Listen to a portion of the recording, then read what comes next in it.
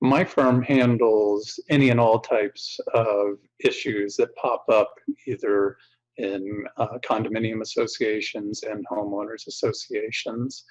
Uh, I'm in a rather unique position in this particular geographical area insofar as I'm an attorney that handles both sides. I do work for the board of directors on associations, and I also represent owners in associations, obviously not the ones I represent the boards on, but I represent both. And it actually gives me a unique perspective in representing one side or the other that I have experience in having represented both associations and owners. It's kind of interesting. I got a call a short while ago from an owner in an association who one of the first questions that was asked was whether or not I only represent owners and if I represent associations as well.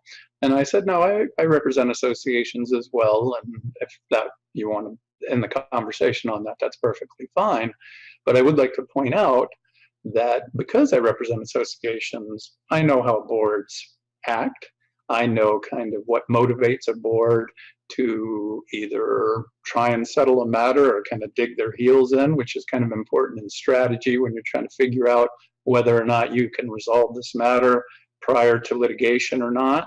And somebody that's never dealt with a board of directors, other than being adverse representation from representing owners, doesn't have that insight. And by the end of the conversation, that person ended up hiring me, which was good that I had an opportunity to explain that. But I do think it is helpful, and I think it's also very important to have somebody that concentrates their practice in that.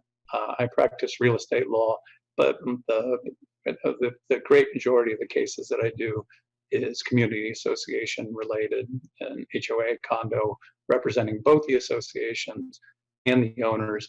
But I represent them on foreclosure actions. I represent them on disputes regarding assessments. I represent both associations and unit owners in regard to restrictions of use rights. Sometimes the associations will suspend use rights, and I represent both parties in dealing with that kind of matter, all the way into mediation, arbitration, and through litigation. So if it's necessary, I also litigate those cases on a regular basis.